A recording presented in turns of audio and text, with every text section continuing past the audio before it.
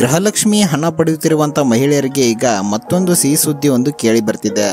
ಗೃಹಲಕ್ಷ್ಮಿ ಯೋಜನೆ ಸ್ಟಾರ್ಟ್ ಆದಾಗಿನಿಂದ ಮಹಿಳೆಯರ ಒಂದು ಅಕೌಂಟ್ಗೆ ಪ್ರತಿ ತಿಂಗಳು 2,000 ರೂಪಾಯಿ ಬಂದು ತಲುಪುತ್ತಿದೆ. ಆದರೆ ಈ ಕೊಡ್ತಿರುವಂಥ 2,000ದ ಜೊತೆಗೆ ಮತ್ತೊಂದು ಹೊಸ ಗಿಫ್ಟನ್ನು ಕೊಡಲು ರಾಜ್ಯ ಸರ್ಕಾರ ತೀರ್ಮಾನ ಮಾಡಿದೆ. ಗೃಹಲಕ್ಷ್ಮಿ ಯೋಜನೆ ಸ್ಟಾರ್ಟ್ ಆಗಿ ಸೆಪ್ಟೆಂಬರ್ ತಿಂಗಳಿಗೆ 1 ವರ್ಷ ಮುಕ್ತಾಯವಾಗುತ್ತದೆ.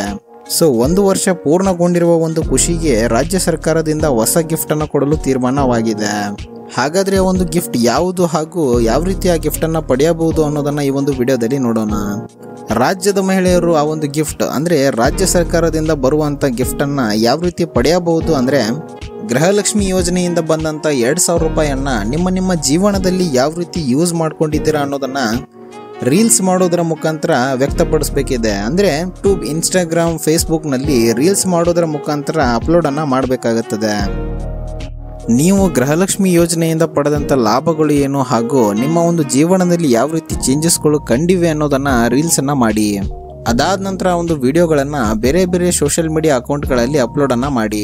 ನಂತರ ಅತಿ ಹೆಚ್ಚು ವ್ಯೂಸ್ ಪಡೆದಂಥ ಟಾಪ್ ವಿಡಿಯೋಸ್ಗಳಿಗೆ ರಾಜ್ಯ ಸರ್ಕಾರಗಳಿಂದ ಭರ್ಜರಿಯಾದ ಗಿಫ್ಟ್ಗಳು ಸಿಗಲಿವೆ.